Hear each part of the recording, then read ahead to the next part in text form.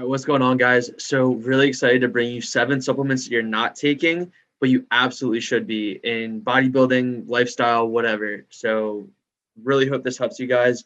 I basically compiled a bunch of research and studies, and I'm gonna link them in the description below. So feel free to do a little bit of your own research. But I basically compiled the 7 best supplements that you're not taking, but you absolutely should. And let's hop right into it. So first off, we got vitamin AD-K. It's essential for bone growth and heart health. And so basically breaking that down, vitamin A works with vitamin D to support your immune system. Vitamin D3 plays a critical role in calcium absorption into the bloodstream, which also helps with, bone health. And then vitamin K is required to transport that calcium from the bloodstream into the bones, supporting bone density and cardiovascular health. So basically getting something that has vitamin AD-K all together because they work together is, your best bet. So I have one by Da Vinci. I don't know, like it's just, you can see like vitamin AD-K, it's all together. This one has 1,500 mcgs of vitamin A, 5,000 IUs of vitamin D3, and 500 mcg of vitamin K2. So, each one has a little bit different, but around there is probably your best bet. So next up, we got ashwagandha. So this one is actually really cool, and I've been experimenting with it myself. It has a bunch of benefits, especially for bodybuilding. So it increases testosterone and lowers cortisol, which if I'm not sure if you guys know or not, but cortisol is very catabolic, and anabolic versus catabolic supports growth, catabolic breaks down. So supplementing with ashwagandha can really help with preventing that breakdown of muscle. So I have 3 points here. So in a 60-day study with people with chronic stress, people that supplemented with ashwagandha compared to a placebo group actually had a 69% reduction in anxiety and insomnia. So and depression, which is absolutely huge off the charts. So if you suffer from any of those, ashwagandha could be something definitely to look into. Also, in another study, those who took ashwagandha had significantly greater gains in muscle strength and size. You're on a bodybuilding channel, so this is huge. It also more than doubled their reductions in body fat percentage compared with the placebo group and had powerful effects on testosterone levels and reproductive health. It can also improve brain function, inflammation, and regulate blood sugar levels. So guys, if this doesn't sound like an all-in-one supplement, I don't know what does. And I've definitely noticed an increase in my strength and my size while taking ashwagandha. The studies they did were around 3 months and supplementing with, I believe, around 3 grams. So the one I have right here is 600 milligrams. So I take about 2 to 3 of these a day. So anywhere from 1.2 to 1.8, maybe pushing a little bit above 2.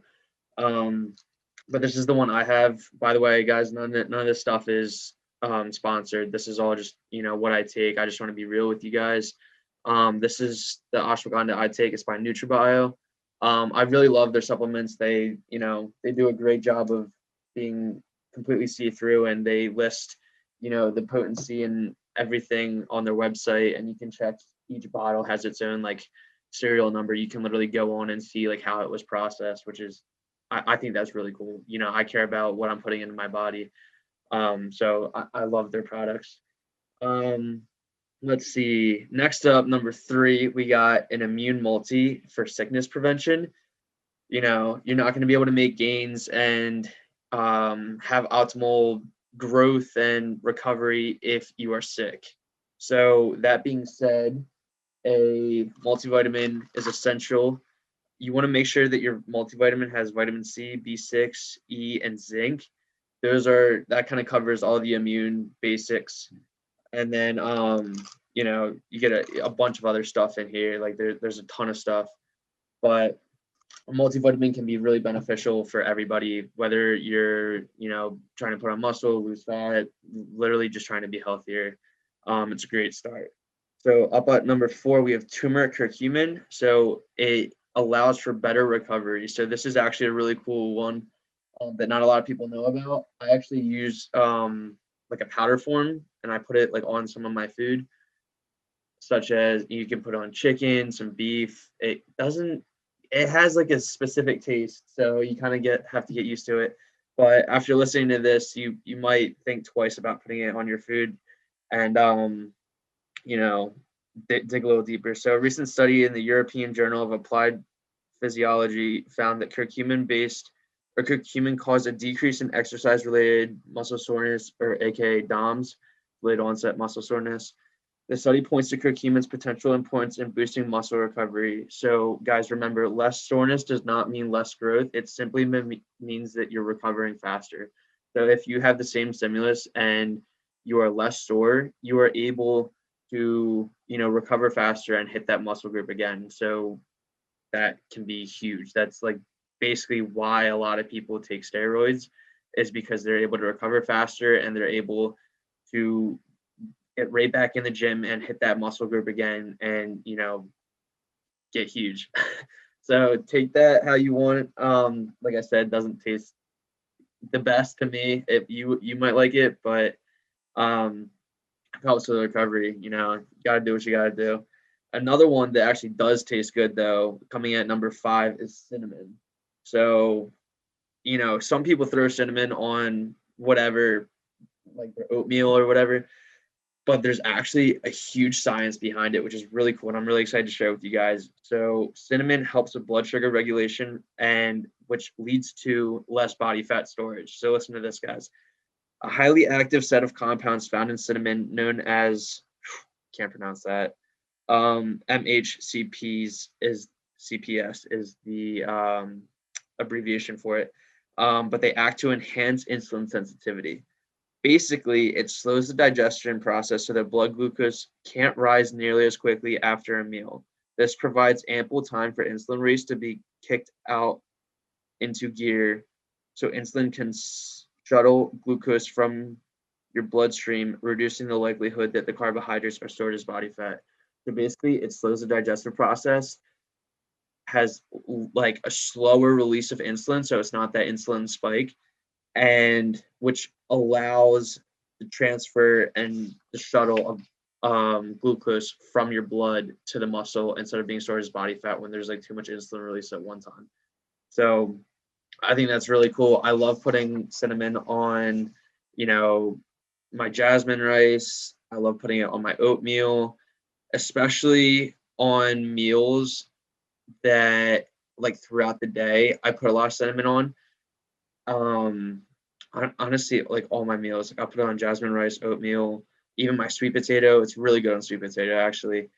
And so yeah, so it tastes pretty good. So it's a little bit better than the turmeric taste. But coming in at number 6, we have fish oil. So I just use, again, I promise this isn't sponsored by NutriBio. I mean, NutriBio, if you want to sponsor me, like I'm open for it. But this isn't a sponsor video. So I take the NutriBio fish oil.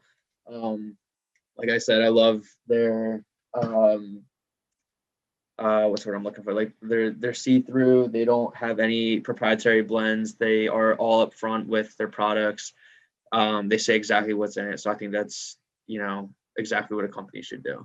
So the benefits of fish oil are as follows. So people with higher omega-3 intakes and blood levels may have better bone mineral density, which could help prevent bone disease. So fish oil supplements may help reduce waist circumference as well as aid weight loss when combined with the diet or exercise.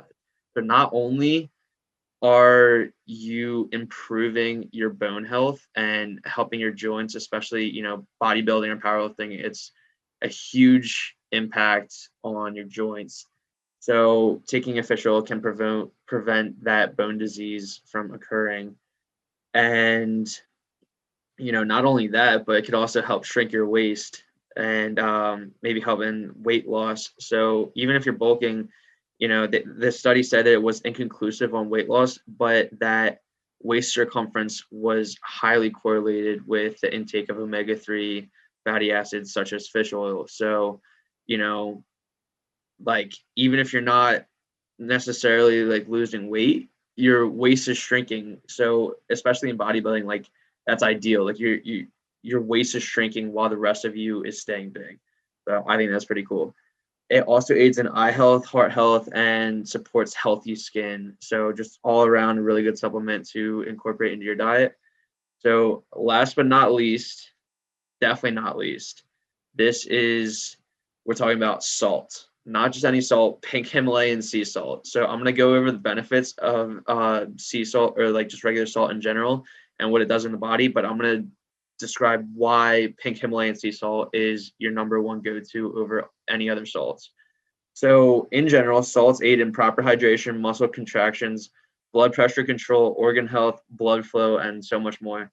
Um, so as bodybuilders, it's especially important for building a physique. Sodium is a transfer of nutrients, and since we eat a lot of food, we definitely need the aid for those transfer of nutrients like throughout our body.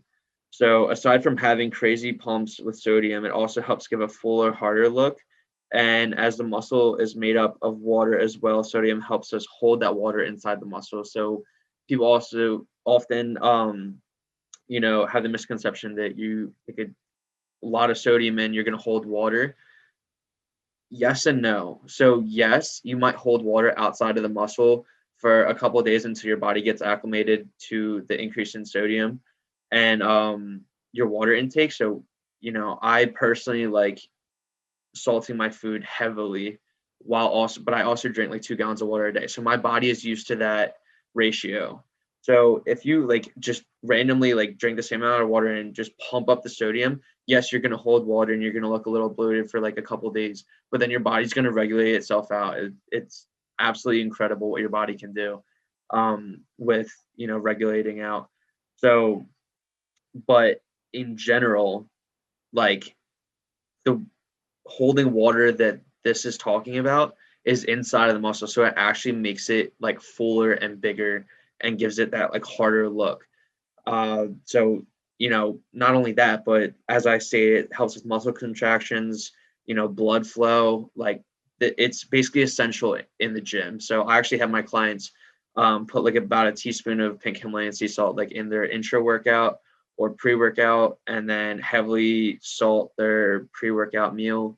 So the contractions and the blood flow are ideal. And then I also have them salt um, their post-workout meal so that they are replenishing electrolytes and they're fully able to recover and rehydrate after a highly intense workout.